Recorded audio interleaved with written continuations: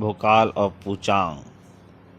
दोस्तों, आपने इसके पिछले अंक में पढ़ा कि भोकाल और तुरीन तिलस्मा से पूचांग के बारे में पूछते हैं, परंतु कुछ पता नहीं लगता। तो वो परी रानी ओसिका के बारे में पता करते हैं, जिससे तिलस्मा उन्हें दिखाता है कि जादूगर कीचड़ पलट की कैद में है। तब भोकाल और तुरीन कीचड़ पलट से सामना करने पहुंचते हैं और भोकाल कीचड़ पलट का अंत भी कर देता है, परंतु परी माँ ओसिका को नहीं पा पाता।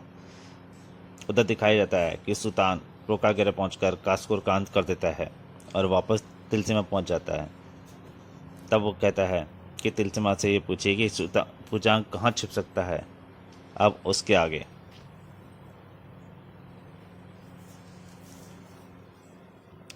और जब वह चित्र रुके तो उन्हें दिखाई पड़ी 3 गुफाएं। जरूर वह इन 3 गुफाओं में से किसी एक गुफा में छिपा होगा। आप हमें वहाँ भेज दीजिए महर्षि। महर्षि में तिलस्मा को आदेश सुनाया। अगले ही पल तीनों उन गुफाओं के मुहानों पर खड़े थे। अब हम तीनों अलग अलग गुफाओं में प्रवेश करेंगे। देखो किसके हाथों लगता है वह शैतान। तीनों अलग अलग गुफाओं में प्रवेश हो गए। वह शैतान जरूर मुझे ही मिलेगा। अपने पिता की हत्या का बदला आज मैं लेकर रहूंगी। उस दुष्ट के चंगुल से आज माता श्री को छुड़वा कर ही रहूंगा। सुल्तान तेजी से गुफा में बढ़ता जा रहा था। तभी सुल्तान की राह रोककर खड़ा हो गया वह हास्यपद सा प्राणी। त्रिनेत्री के रहते तुम महाबली पूचांग तक नहीं पहुंच सकता। अरे मानव, हा हा हा, तो तुझे रहने को कह रही कौन रहा है? तुझे अभी हम लोग पहुंचा देता हूं। मुझे तो बाद में कहीं पहुंचाना। मानव, पहले ज्वाला दूतों से तो निपट ले। सुल्तान के देखते ही देखते विशालकाय दैत्य जन्म लेने लगे छोटे छोटे ज्वालामुखियों के मुहानों से। टप्पू टप्पू टप्पू ज्वालादूत, ज्वालादूतो, इसे दिखाओ कि तुम्हारी शक्ति क्या है। टप्पू टप्पू और ज्वालादूत आग छोड़ने लगे। भयंकर आग ज्वालादूतों के प्रबल ज्वाला प्रहारों के उछाल फेंका सुल्तान को। आहा उफ।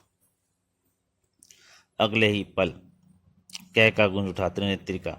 हा हा, क्यों, क्या हुआ मानव? हो गया धाराशाही? ये अभी और दम बाकी है। मैं तुम्हें और तुम्हारे इन ज्वालादूतों को अभी सबक सिखाता हूँ त्रिनेत्री। आहा हा, अभी दम बाकी है तुम्हारा। सुल्तान की विस्फारित नजरें मिली ज्वालादूतों से। टप्पू टप्पू टप्पू टप्पू। फिर शुरू हुआ सम्मोहन चक्र। टप्पू टप्पू ज्वालादूतों को दिखाई देने लगा अपने से भी बड़ा विशाल ज्वालादूत। सभी ज्वालादूत परेशान थे उसे वहां देखकर। वे सभी यह चौंक गए थे कि इससे लड़ाई करें या लड़ाई करें। वे सब सोच रहे थे। तभी उस विशाल ज्वालादूत ने, जो कि सुल्तान के सम्मोहन का दृष्टिभंग था, उन सभी पर भयंकर आक्रमण कर दिया। टप्पू टप्पू टप्पू। और उससे घबराकर सभी ज्वालादूत उसके चरणों में गिर पड़े। टपोला। टप्पू टप्पू टप्पू। ज्वालादूत ने तो हार मान ली, तो और एक ऐसे ज्वालादूत से, वो भी जो कि वहां पे था ही नहीं। हा हा हा हा, आगे आगे देख होता है क्या? नहीं, यह क्या कमाल हो रहा है? फिर देखते ही देखते सभी ज्वालादूत उठे और अपने अपने बिलों में समाते चले गए। टप्पू टप्पू टप्पू टप्पू। टपोला। सिर घूम गया त्रिनेत्री का ज्वालादूतों की इस असफलता पर। फिर पलटकर उसने अपना खड़ग सुल्तान के पेट में प्रवेश कर दिया। आहा, खचाक। ले मर्दोष्ट मानव, ऐसा पहली बार हुआ कि मेरे गुलाम ज्वालादूत असफल हो गए हों। दर्द से कराहता सुल्तान बोला। धोखेबाज असावधान देखकर वार करता है। हा हा, मरना तो तुझे था ही पगले। असावधान सावधान भी होता तो क्या फर्क पड़ जाता। ना जाने क्या हुआ, तभी त्रिनेत्री के चेहरे पर भाव एकाएक बदलने लगे। मालिक, मुझसे गलती हो गई, मैंने आपको खड़ग मारा। जो चाहे सजा देते हैं इस जुर्म की मुझे। सुल्तान कासम मोहन जो चल गया था उस पर, अपना गला दबाकर खुद को मार दो, जो हुकुम मालिक। और त्रिनेत्री ने खुद को सजा देनी शुरू कर दी। कुछ ही क्षणों बाद वह जमीन पर मत पड़ा था। हम हम आह, ये तो मर गया, पर अब मेरा क्या होगा? अत्यधिक पीड़ा दिखाई पड़ रही थी उसके चेहरे पर। वह वहीं बैठ गया और अपना मस्तिष्क केंद्रित करने लगा। और मानसिक शक्ति ने कुछ किया तो कड़ा, अस्मित मानसिक शक्ति ने उस खड़क को जख्म सहित गायब कर दिया। अगले ही पल स्वस्थ हो सुल्तान आगे बढ़ चला। कोई भी शक्ति मुझे पूचांग तक पहुंचने से नहीं रोक सकती। इधर तुरीन भी बड़ी चली जा रही थी।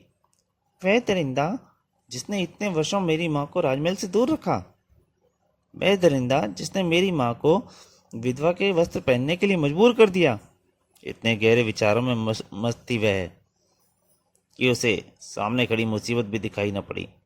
मैं उसे जीवित नहीं छोड़ूंगी। उफ, यह क्या? बड़ा भयंकर सा स्वर निकला उस दैत्य के मुंह से। गुफा पीपली से छूटकर दिखा पहले पगली मानवी। गुफा पीपली ने बोल जकड़ गई थी तुरीन। उफ, गुफा पीपली? मैं गुफा पीपली।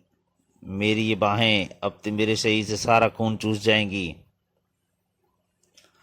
अगले पल तुरीन की भी उंगलियां में पूरी भयंकारी किरण निकली।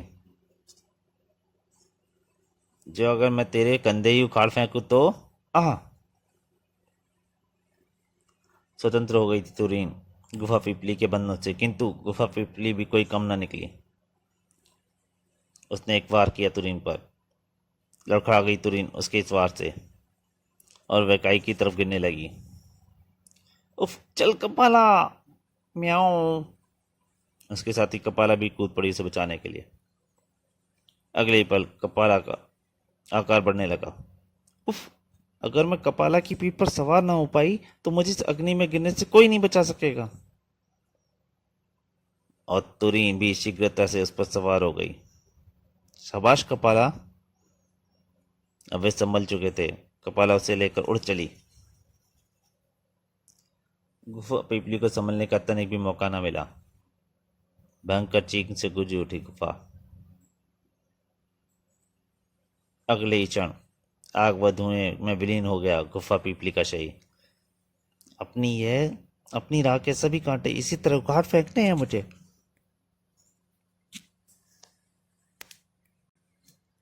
भोकाल जिस गुफा में प्रविष्ट हुआ उसमें उसे आगे बढ़ने के लिए ही बहुत पापड़ बेलने पड़ रहे थे। उफ, पूरी गुफा में यह अत्यंत चिकना तरल पदार्थ फैला हुआ है। एक एक कदम बढ़ाना मुश्किल हो रहा है। तभी अचानक उफ, फिसला! और फिसलता हुआ जा गिरा वह एक गड्ढे में। भोकाल! समय रहते भोकाल संभल गया। महागुरु भोकाल में मेरी हेल्पर रक्षा करते हैं, नहीं तो वो कांटों भरी चट्टानों पर जाग पड़ गिरता। और अगले ही क्षण वह गड्ढे से बाहर निकल गुफा में आगे बढ़ जाता। अब वह चिकनाहट भी समाप्त हो गई है और एक गुफा के छिद्रों से निकलती विचित्र पूंछें कैसी हैं। तभी वो पूंछें आगे बढ़ी और उफ, यह क्या? किंतु बलशाली भोकाल के समक्ष वह समस्या दो पल से जा नहीं सकी। क्यों अपनी जान की ग्राहक बन रही हो मुझसे टकरा कर? जल्दी वह आजाद हो गया उन पूंछों के बंधनों से। अपनी तलवार कब्जा कर उन पूंछों को काटता तेजी से आगे बढ़ता चला गया। खचाक! गुफा का वह मोड़ मुड़ते ही सभी पूंछें हो गई गायब। इन छोटी छोटी मुसीबतों से फूचांग भोकाल को डराना चाहता है। तभी एक भयानक आवाज से गूंज उठी गुफा। यह जोरदार आवाज कैसी? खड़खड़ खड़ाम! और अगले ही पल गुफा की छत से निकली नुकीली चट्टानें अपनी जगह छोड़ने लगी। आह, उफ! कुछ पल बाद जब सब शांत हुआ, तुरीन, सुल्तान, तुम यहाँ? तीनों मिल चुके थे। इसका मतलब तीनों गुफाएं इसी मैदान में निकलती हैं। हाँ, लगता तो यही है। यानी फुचांग यहाँ कहीं होगा। तभी वह दीवार चटकने लगी। यह क्या? सामने नजर आया फुचांग। हा हा हा, मौत की गुहा में स्वागत है मित्रों। फिर नजर आई परी रानी ओसिका। लो अपनी माँ से मिल लो, तुम भोकाल। आखिरी बार, हा हा हा हा। नहीं नहीं चत्यारे, इन्हें छोड़ दे। क्या कहा लगाया शैतान ने। छोड़ दूंगा, लेकिन पहले मुझसे युद्ध में जीत तो लो। तभी बीच में कूद पड़ी तुरीन और उसने फुचांग पर किया किरणों का जबरदस्त हमला।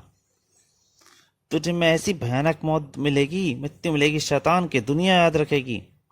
ओह तुरीन, उफ राजकुमारी सोफिया, चलो पहले तुमसे तो निपट लूं। और सुल्तान का किरणों का वार। और फुचांग के इस भयंकर हमले को सह न पाई तुरीन पलट कर गिरी और बेहोश हो गई। क्रोध से अंधा हुआ बीच में कूद पड़ा सुल्तान। हत्यारे, सुल्तान तुझे धूल में चटाएगा। ओहो सम्मोहन सम्राट सुल्तान, बहुत घमंड है तुम्हें अपनी सम्मोहनी विद्या का। फुचांग ने किया सुल्तान पर अपने सम्मोहन से जादू। और सुल्तान वह जिस मुद्रा में फुचांग पर झपट रहा था उसी मुद्रा में जड़वत हो गया। अपने साथियों की ऐसी हालत ने बुरी तरह भड़का दिया भोकाल को। नीच आदमी, अब मैं तुझे जीवित नहीं छोड़ूंगा। अच्छा, देखते हैं तू मुझसे लड़ेगा पहले या इनसे।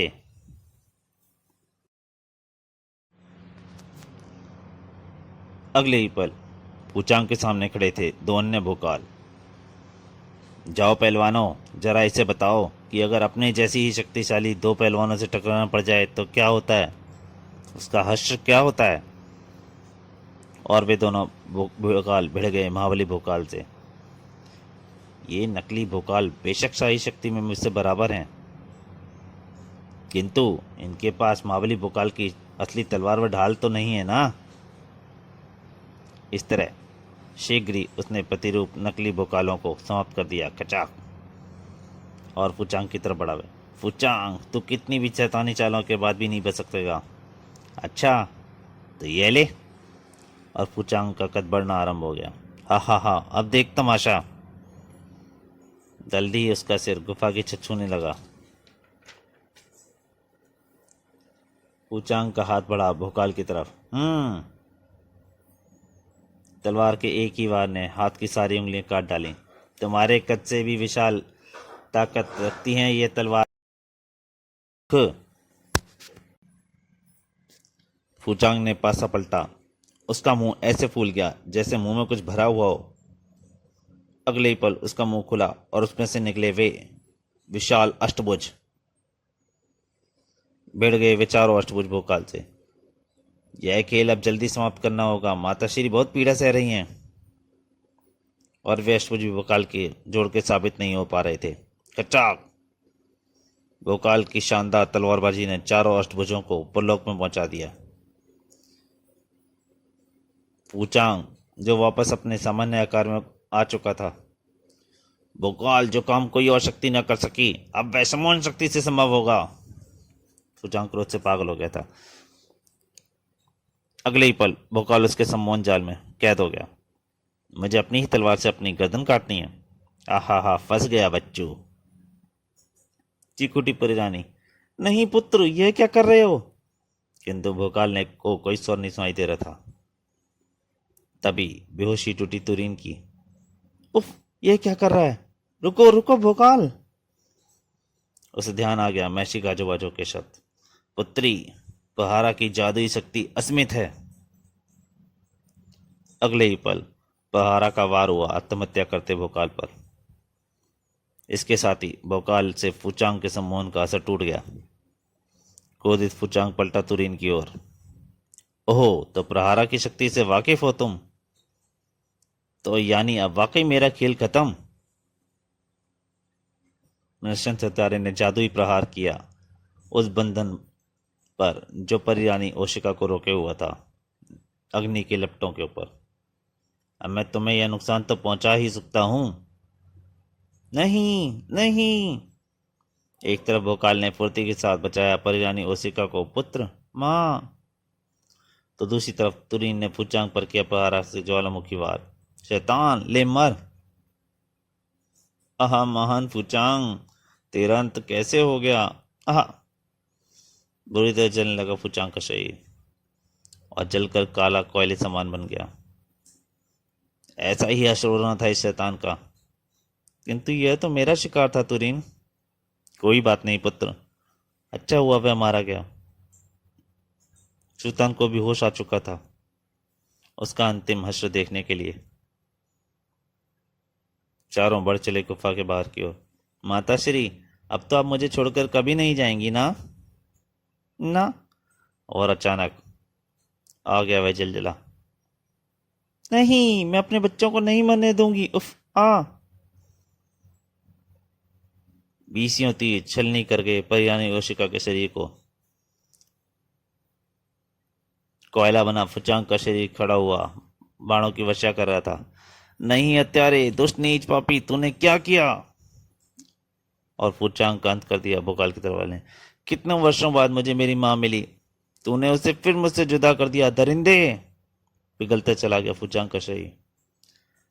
परी रानी चित्कार उठी, पुत्र भोकाल, आजा, आके मेरी छाती से लग जा, जल्दी कर, मेरे पास समय नहीं है।